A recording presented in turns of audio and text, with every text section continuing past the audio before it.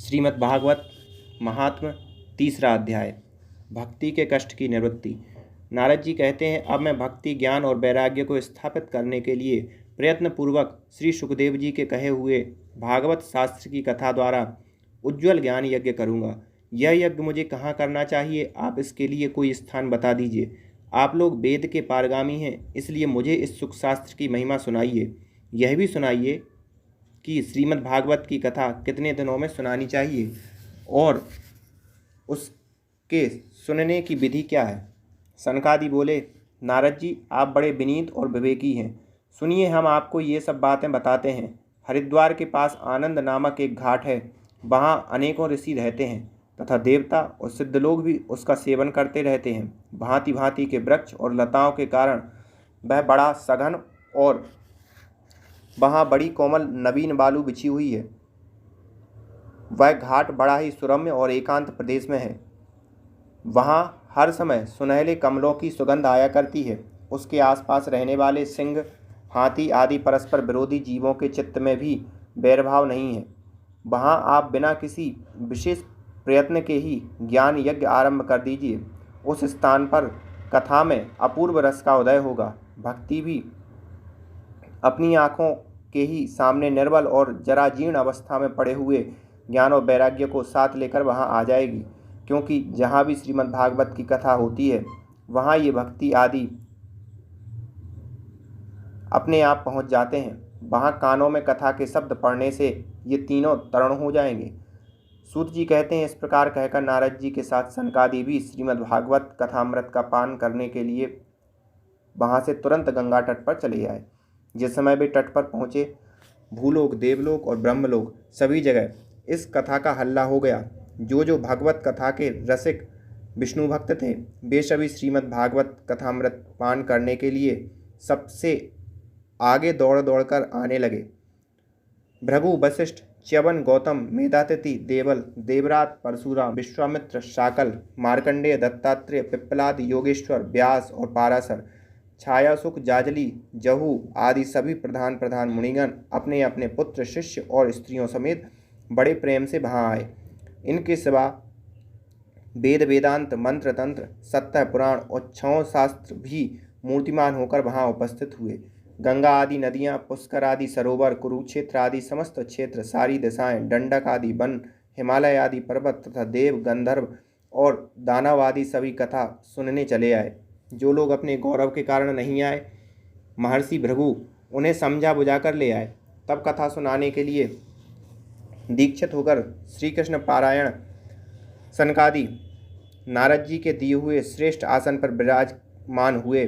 उस समय सभी श्रोताओं ने उनकी वंदना की। श्रोताओं में वैष्णव, विरक्त, सन्यासी और ब्रह्मचारी लोग आगे बैठे और उन सबके आगे नारद जी विराजमान हुए। एक और ऋषिगण, एक और देवता, एक और वेद और एक और उपनिषद तथा एक और तीर्थ बैठे और दूसरी ओर स्त्रियां बैठीं। उस समय सब ओर जय जयकार, नमस्कार और शंखों का शब्द होने लगा और अबीर, गुलाल, खील एवं फूलों की खूब वर्षा होने लगी। कोई कोई देवश्रेष्ठ तो विमानों पर चढ़कर वहाँ बैठे हुए सब लोगों पर कल्प वृक्ष के पुष्पों की वर्षा करने लगे। सूत जी कहते हैं, इस प्रकार पूजा समाप्त होने पर जब सब लोग एकाग्रचित्त हो गए, तब सनकादि ऋषि महात्मा नारद को श्रीमद् भागवत का महात्म्य स्पष्ट करके सुनाने लगे। सनकादि ने कहा, अब हम आपको इस भागवत शास्त्र की महिमा सुनाते हैं। इसके श्रवण मात्र से मुक्ति हाथ लग जाती है। श्रीमद् भागवत की कथा का सदा सर्वदा सेवन आस्वादन करना चाहिए। इसके श्रवण मात्र से श्रीहरि हृदय में आप विराजते हैं। इस ग्रंथ में 18,000 श्लोक और 12 स्कंद हैं तथा श्री सुखदेव जी और राजा परीक्षित का संवाद है। आप यह भागवत शास्त्र ध्यान देकर सुनिए। यह जीव तभी तक अज्ञानवश इस संसार में भटकता है जब तक क्षण भर के लिए भी कानों में सुख शास्त्र की कथा नहीं पड़ती। बहुत से शास्त्र और पुराण सुनने से क्या लाभ है? इससे तो व्यर्थ भ्रम बढ़ता है। मुक्ति देने के लिए तो एकमात्र भागवत शास्त्र ही गरज रहा है। जिस घर में नित्य प्रति श्रीमद् भागवत की कथा होती है वह तीर्थ रूप हो जाता है और जो लोग उसमें रहते हैं उसके सारे पाप नष्ट हो जाते हैं। हजारों अश्वमेघ और सैकड़ों वाजपेयी ये यज्ञ इस सुख शास्त्र की कथा का 16वां अंश भी नहीं हो सकते। तपोधनों, जब तक लोग अच्छी तरह श्रीमद् भागवत का श्रवण नहीं करते तभी तक उसके शरण में पाप निवास करते हैं। फल की दृष्टि से इस सुख शास्त्र की समता गंगा, गया, काशी, पुष्कर या प्रयाग कोई तीर्थ भी नहीं कर सकता। यदि आपको परम गति की इच्छा है तो अपने मुख से श्रीमद् भागवत के आधे अथवा चौथाई श्लोक का भी नित्य नियम पूर्वक पाठ कीजिए। ओमकार, गायत्री, पुरुष सूक्त, तीनों वेद, श्रीमद् भागवत, ओम नमो भगवते वासुदेवाय, यह द्वादशाक्षर मंत्र, 12 मूर्तियों वाले सूर्य भगवान, प्रयाग, संवत्सर रूप, काल, ब्राह्मण, अग्निहोत्र, गौ, द्वादशी तीर्थ, तुलसी, बसंत ऋतु और भगवान पुरुषोत्तम, इन सब में बुद्धिमान लोग वस्तुतः कोई अंतर नहीं मानते। जो पुरुष अहर्निश अर्ध सहित श्रीमद् भागवत शास्त्र का पाठ करता है उसके करोड़ों जन्मों का पाप नष्ट हो जाता है, इनमें तनिक भी संदेह नहीं है। जो पुरुष नित्य प्रति भगवान का भागवत का आधा या चौथाई श्लोक भी पढ़ता है उसे राजसूय और अश्वमेघ यज्ञों का फल मिलता है। नित्य भगवान का पाठ करना, भगवान का चिंतन करना, तुलसी को सींचना और गौ की सेवा करना, ये चारों समान हैं। जो पुरुष अंत समय में श्रीमद् भागवत का वाक्य सुन लेता है उस पर प्रसन्न होकर भगवान उसे वैकुंठ धाम देते हैं। जो पुरुष इसे सोने के सिंहासन पर रखकर विष्णु भक्त को दान करता है वह अवश्य भगवान का सायुज्य प्राप्त करता है। जिस दुष्ट ने अपनी सारी आयु में चित्त को एकाग्र करके श्रीमद् भागवतामृत का थोड़ा सा भी रसास्वादन नहीं किया, उसने तो अपना सारा जन्म चांडाल और गधे के समान व्यर्थ ही गवा दिया। वह तो अपनी माता को प्रसव पीड़ा पहुंचाने के लिए ही उत्पन्न हुआ। जिसने सुख शास्त्र के थोड़े से भी वचन नहीं सुने वह पापात्मा तो जीता हुआ ही मुर्दे के समान है। पृथ्वी के भारत स्वरूप उस पशुतुल्य मनुष्य को धिक्कार है। यों स्वर्गलोक में देवताओं में प्रधान इंद्रादि कहा करते हैं। संसार में श्रीमद् भागवत की कथा का मिलना अवश्य ही कठिन है।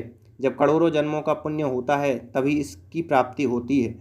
नारद जी, आप बड़े ही बुद्धिमान और योगनिधि हैं। आप प्रयत्नपूर्वक कथा का श्रवण कीजिए। इसे सुनने के लिए दिनों का कोई नियम नहीं है, इसे तो सर्वदा ही सुनना अच्छा है।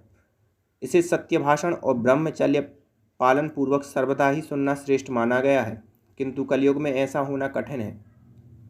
इसलिए इसकी सुखदेव जी ने जो विशिष्ट विधि बताई है वह जान लेनी चाहिए। कलयुग में बहुत दिनों तक चित्त की वृत्ति को बस में रखना, नियमों में बंधे रहना और किसी पुण्य कार्य के लिए दीक्षित रहना कठिन है। इसलिए सप्ताह श्रवण की विधि है। श्रद्धापूर्वक कभी भी श्रवण करने से अथवा माघ मास में श्रवण करने से जो फल होता है वही फल श्री सुखदेव जी ने सप्ताह श्रवण में निर्धारित किया है। मन के असंयम, रोगों की बहुलता और आयु की अल्पता के कारण तथा कलयुग में अनेकों दोषों की संभावना से ही सप्ताह श्रवण का विधान किया गया है।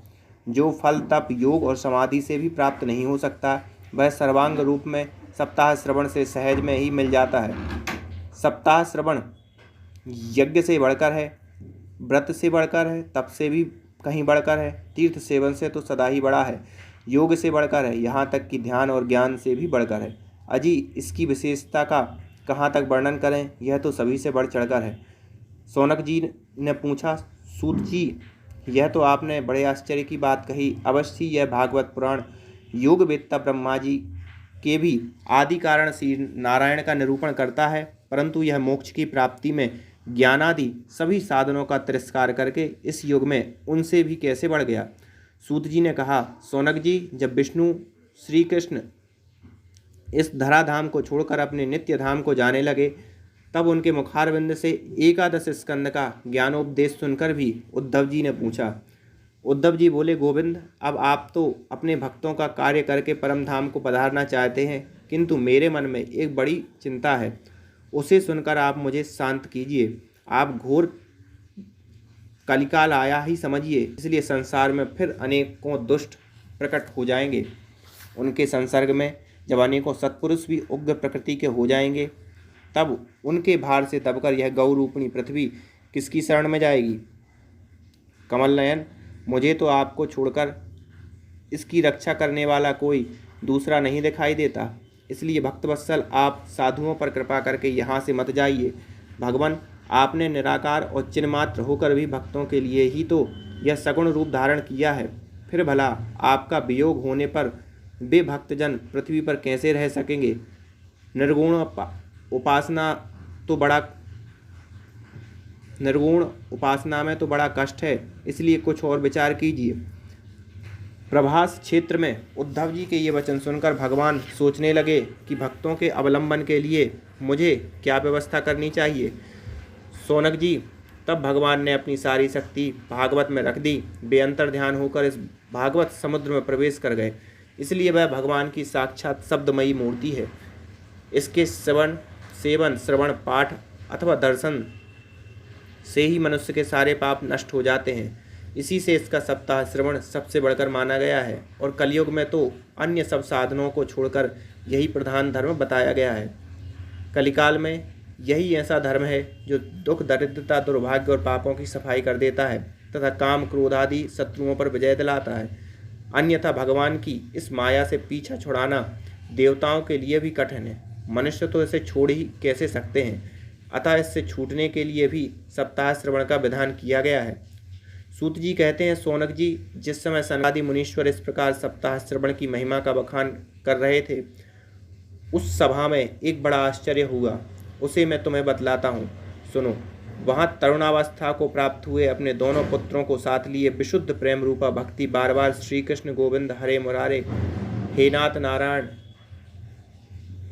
वासुदेवो आदि भगवान नामों का उच्चारण करती हुई अकस्मात प्रकट हो गई। सभी सदस्यों ने देखा कि परम सुंदरी भक्ति रानी भागवत के अर्थों का आभूषण पहने वहाँ पधारी हैं। मुनियों के उस सभा में सभी यह तर्क वितर्क करने लगे कि ये यहाँ कैसे आई, कैसे प्रविष्ट हुई। तब सनकादि ने कहा, ये भक्ति देवी अभी अभी कथा के अर्थ से निकली है। उनके ये वचन सुनकर भक्ति ने अपने पुत्र समेत अत्यंत विनम्र होकर सनत कुमार जी से कहा। भक्ति बोली, मैं कलयुग में नष्ट प्राया हो गई थी।